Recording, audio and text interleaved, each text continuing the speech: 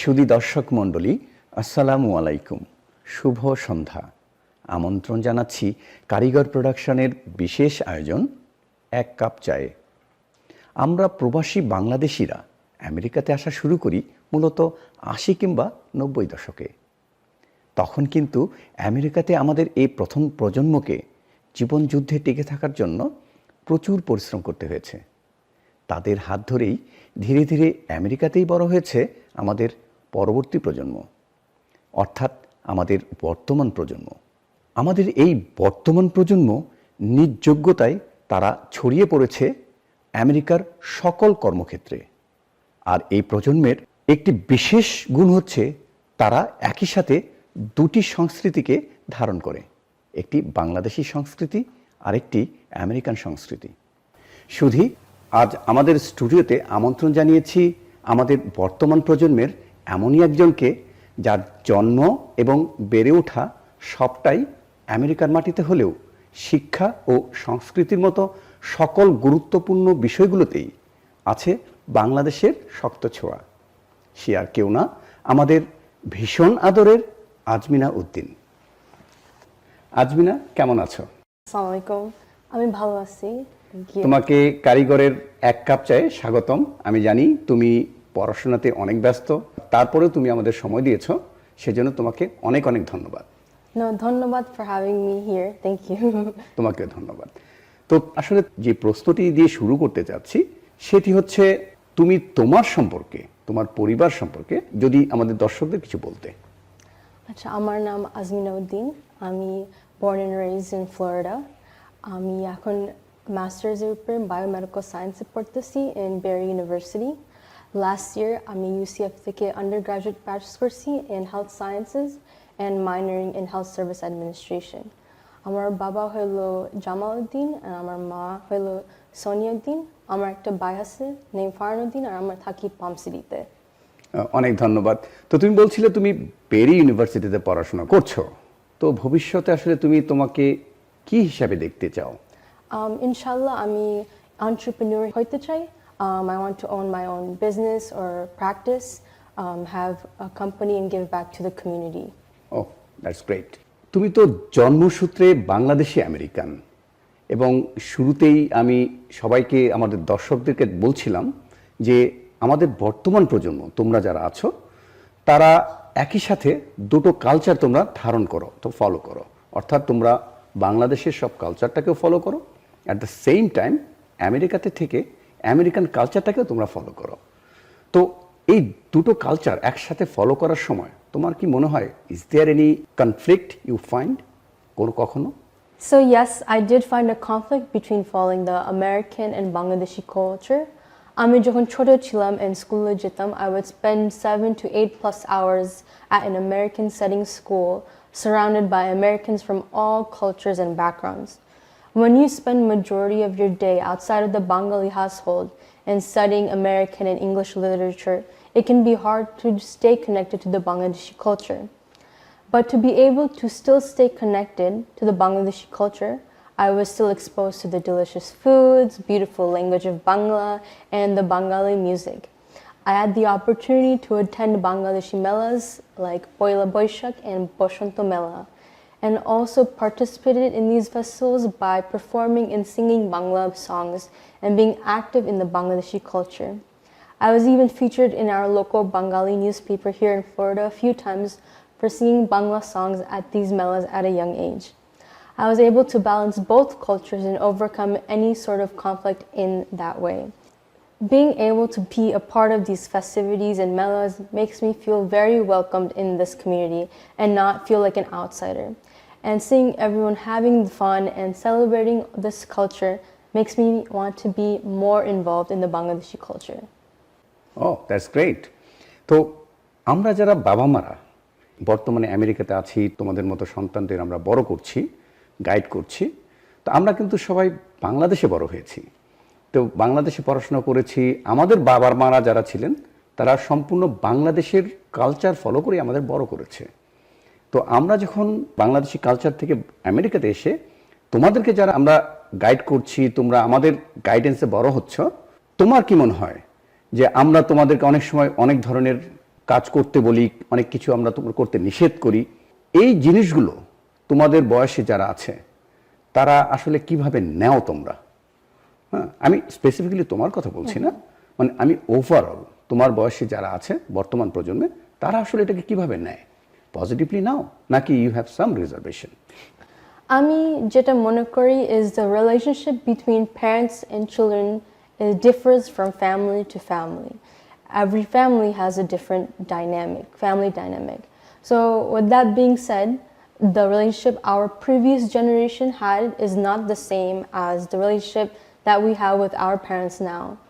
This has changed over time, generation, environment, modernization, and much more. We didn't change this intentionally, but we changed it within the setting in society we are in. Therefore, the way of parenting style has also changed, just like the way parenting has changed even for the past few decades, which can lead to how the children behaves has also changed. Our parents have been raised in Bangladesh, which is a completely different environment from where we have been raised, which creates a huge generation gap and difference in the culture. We understand that our parents think and want what is best for us, but aside from our differences, only from us living on our own and learning from our mistakes is where we learn the most. Over time, Dixie Jitta is mental health has changed and become very important in our society today. Addition to the technology and social media, it has made people more insecure and wanting to fit in. A lot of these kids have lives that their parents don't even know about because they're too afraid to open up to their parents and may feel judged or don't want to disappoint their parents. Some kids feel uncomfortable to open up, which can lead to them seeking help from outside, like therapists. And I personally even know a few people that do this. So a lot of the kids now can be sensitive, and that is just how it is. But it is important for seeking help. So with that, I want to show the importance it is to have the trust between the parents and the kids. Also, আমি যেটা add করতে চাইছিলাম is that there is a generation gap from our parents' parents and our parents now. So there is going to be a difference in how they were treated versus how they may treat us. For example, back in the days, Bangladesh was not a safe place to go outside after dark. But nowadays in America, day and night is the same. And majority of my friends, for example, get off work around 7, 8 o'clock and it's already dark. But due to the circumstances, and it's safer to go out, I'm able to. So even that one example, you can show there's a huge difference in then how the parents may react versus how the parents react now. Parents have to give room to the kids to express themselves, and the parents also need to express and explain their side too. It is the parents' responsibility to sit down with their children and to discuss why it is wrong versus right, especially from like an Islamic point of view. I can see that there's a lack of understanding and empathy between the kids from the parents' side, but at the end of the day, the parents do want what's best for you as the child. But we should also stand in their shoes and see their perspective as well. So which is why I want to show that it is very important to understand both sides of the party. সুধী দর্শক মণ্ডলী, আমরা এতক্ষণ কথা বলছিলাম আমাদের আজকের অতিথি আজমিনা উদ্দিনের সাথে। তার সাথে আমরা আরও অনেক কথা বলবো। এর আগে আমরা ছোট্ট একটা বিরতিতে যাব। সেই পর্যন্ত আমাদের সাথেই থাকুন।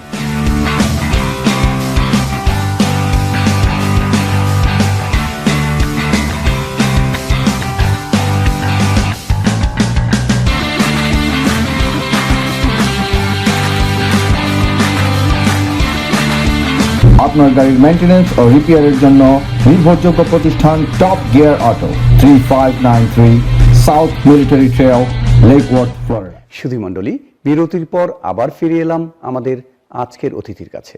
আজমিনা, কিছুক্ষণ আগে কথার মাঝেই তুমি বললা ইসলামিক রিলিজিয়ান অনুযায়ী, অর্থাৎ ইসলামিক ওয়ে তোমাদেরকে ব্রট আপ করা, বড় করা।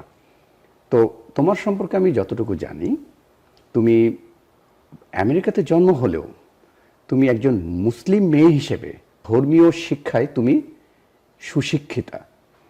তুমি নিয়মিত নামাজ পড়ো, রোজা রাখো এবং তুমি পবিত্র কোরআন পাঠ করো এবং আসলে যা যা রিলিজিয়াস পয়েন্ট অফ ভিউতে আমাদের একজন বর্তমানে ছেলে মেয়েদের কাছ থেকে আমরা যেটা এক্সপেক্ট করি, তুমি সব কিছুই করো। এটা আমি আসলে বর্তমান প্রজন্মের অনেকের মাঝে আসলে এটা আমি দেখি না, তারা এই সাইডটা অনেকে ইগনোর করে। তো এখন তোমাকে যদি আমি বলি, তোমাকে এভাবে সুশিক্ষায় সুশিক্ষিতা করার জন্য তোমার ফ্যামিলির কাউকে যদি ক্রেডিট দিতে হয়, whom do you want to give credit?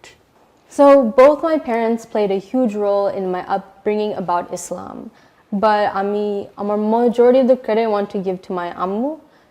আমি যখন ছোট ছিলাম, she would drive me to Sunday school hosted by our local mosque, যেখানে আমি learn করছি how to pray and read Quran, and I was also surrounded by kids my age, which made it more fun and the learning was more interactive for me.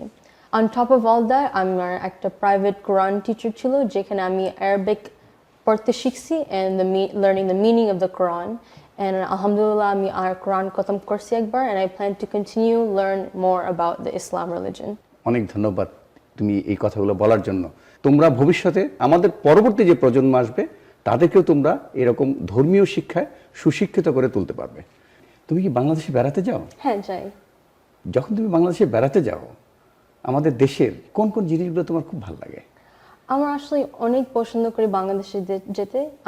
My favorite thing is to see my cousins and my relatives. Also just shopping, salwar kameez, sari দোকানে অনেকগুলো vibrant colors থাকে, but আমার সবচেয়ে প্রিয় হলো the খাবার। ওখানে আমি সব ধরনের পিঠা খাই, বাবা পিঠা, পাটিসাপটা পিঠা, তারপর অনেক ধরনের ভর্তা থাকে, লাইক ধনিয়া পাতা ভর্তা আর চিংড়ি মাছের ভর্তা। So যখন আমি যাই, I gain at least 20 pounds or something. So এটা সবচেয়ে আমার favorite জিনিস বাংলাদেশ। আজমিনা, তুমি আমেরিকাতে বড় হয়েছো, বাট বাংলাদেশের জন্য তোমার যথেষ্ট টান আছে। যেখানে তোমার বাবা মার জন্ম ছিল, তোমার নানা নানুর জন্ম ছিল, দাদা দাদুর জন্ম ছিল, তুমি অদূর ভবিষ্যতে আমাদের বাংলাদেশের জন্য, আমাদের জন্মভূমির জন্য তুমি কি কিছু করতে চাও? Yes, I obviously would love to give back to my home country of Bangladesh. I have already done so by volunteering at an organization called Zoom Bangladesh. Zoom Bangladesh actually is a non-profit organization that aims to bring underprivileged children in Bangladesh in the light by providing them with education and materials, the Nutun Kapur, nutritious Khabar, and আমি যখন last Bangladeshi গেছি in 2018, I had the opportunity to be a part of this wonderful foundation and providing these children with the necessities. It was a very, very heartwarming experience, and I am truly so grateful to be a part of it. Wow, that's great. তো তুমি তো জন্ম থেকে আজ পর্যন্ত আমেরিকাতেই আছো, আমেরিকাতে বড় হচ্ছ, মাঝে মাঝে তুমি বাংলাদেশে যাচ্ছ। তো যেখানে তুমি থাকছো সেখানে কিন্তু মোটামুটি তোমার বয়সী অথবা তোমার থেকে ছোট বড় অনেকেই তোমাকে চেনে, এবং তুমি কিন্তু অনেকের কাছে রোল মডেল হয়ে গেছো বাই দিস টাইম। তুমি ভালোভাবে পড়াশোনা করে ভবিষ্যতে ভালো একটা পেশায় তুমি যোগ দেবে, আমরা সবাই এটা বিশ্বাস করি। তো তোমার এই অবস্থান থেকে তোমার বয়সী অথবা তোমার থেকে বয়সে যারা ছোট তাদের জন্য তোমার কোনো উপদেশ আছে কি? So আমি যে advice দিতে চাই to my fellow peers is that no matter how difficult the journey may be, it is important to stay strong and stay positive. Our parents have come from a different country and were on their own feet when they moved to America and have become successful, which to me is huge motivation.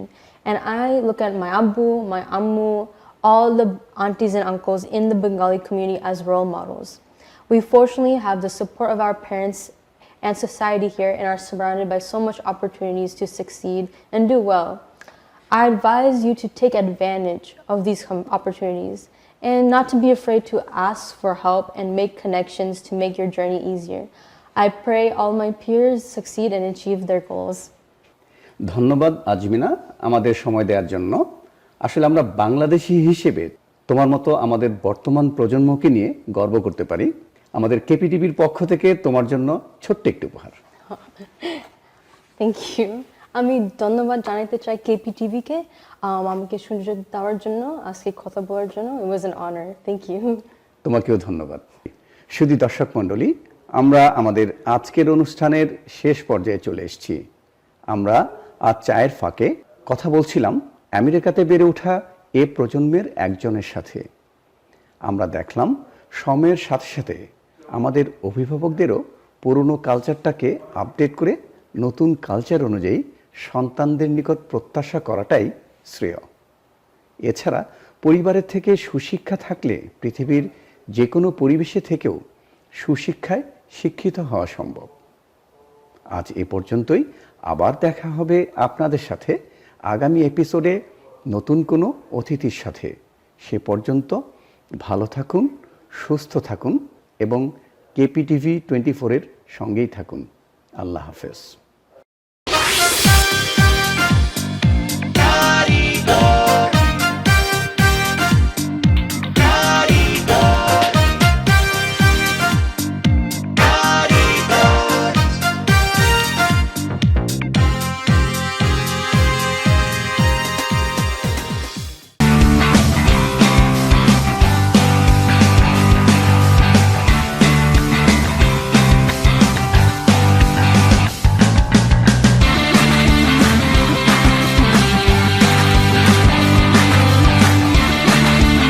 আপনার গাড়ির maintenance ও রিপেয়ারের জন্য নির্ভরযোগ্য প্রতিষ্ঠান top gear auto, 3593 south military trail, লেকওয়ার্ড